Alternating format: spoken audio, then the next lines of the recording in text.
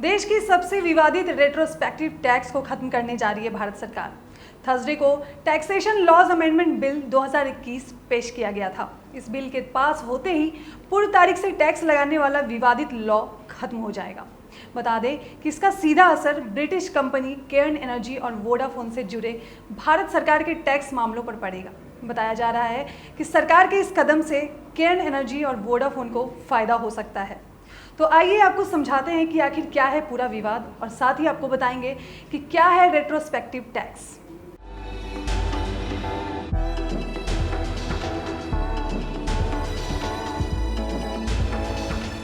Retrospective tax को सरकार खत्म करने वाली है। बीते कई सालों से सरकार के लिए केयर्न इंडिया टैक्स विवाद एक मुसीबत बना हुआ है।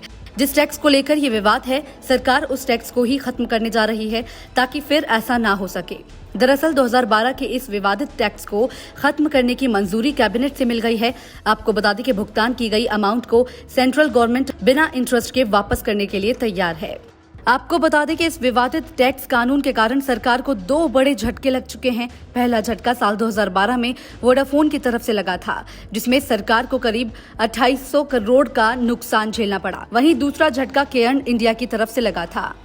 दरअसल रेट्रोस्पेक्टिव टैक्स के चलते इंटरनेशनल आर्बिट्रेशन ने दिसंबर 2020 में केयर्न एनर्जी के पक्ष में फैसला सुनाया था और कहा था कि भारत सरकार उसके 1.2 अरब डॉलर वापस करे।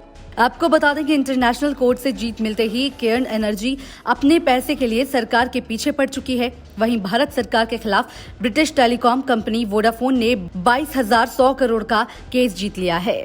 भारत सरकार ने कैपिटल गेन्स के फॉर्म में इस अमाउंट की मांग की थी। आपको बता दें कि इस पर वोडाफोन के सपोर्ट में परमानेंट कोर्ट ऑफ आर्बिट्रेशन यानी पीसीए ने अपना फैसला सुनाया। पीसीए का मानना है कि सरकार की ये मांग फेयर एंड इक्विटेबल ट्रीटमेंट की गारंटी का उल्लंघन करती है।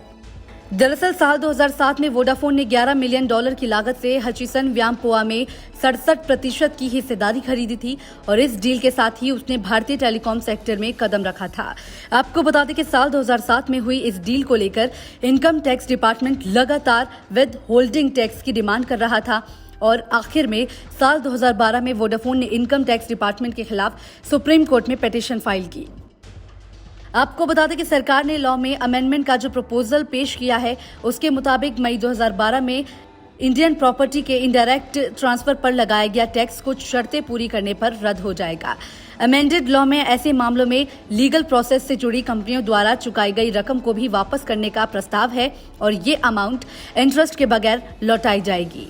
प्रोपोज्ड बिल में इनकम टैक्स एक्ट 1961 में अमेंडमेंट की बात कही गई है ताकि फ्यूचर में रेट्रोस्पेक्टिव अमेंडमेंट के आधार पर 28 मई 2012 से पहले हुए किसी इंडियन प्रॉपर्टी के ट्रांसफर पर किसी तरह का टैक्स नहीं लगाया जाएगा। 28 मई 2012 को ही फाइनेंस बिल 2012 को पार्लियामेंट की मंजूरी मिली थी। इसके बाद सरकार ने दोनों कंपनियों को टैक्स डिमांड भेज दिया था। आसान भाषा में इसे समझें कि मान लीजिए सरकार साल 2021 में किसी प्रोडक्ट, डील या सर्विस पर टैक्स लगाने का कानून बनाती है, तो इस कानून के तहत सरकार एक टाइम लाइन तय करती है जिससे कंपनी से टैक्स वसूला जाएगा। मान लीजिए सरकार ने 2012 की टाइमलाइन तय की है, तो फिर सरकार 2012 से अब तक का टोटल टैक्स कंपनी से वसूलेगी। भले ही 2012 में ये कानून नहीं था, लेकिन अगर सरकार ने 2021 में कानून बना दिया है तो कंपनी को 2012 से ही टैक्स का भुगतान करना पड़ेगा। आपको बता दें कि सरकार के इस कदम से केयर्न एनर्जी और वोडाफोन को फायदा होने की उम्मीद है। विवादित टैक्स कानून की वजह से दोनों कंपनियों के साथ भारत सरकार के लंबे समय से कानूनी लड़ाई चल रही है। दोनों ही कंपनियां उन पर पहले की तारीख से लगाए गए टैक्स मामले में इंटरनेशनल कोर्ट में जीत हासिल कर चुकी हैं। अगर आपको हमारा ये वीडियो पसंद आया हो तो द पेपर को लाइक, शेयर और सब्सक्राइब करना ना भूलें। और हाँ, हमें इंस्टाग्राम और फेसबुक पर भी जरूर फॉलो करें।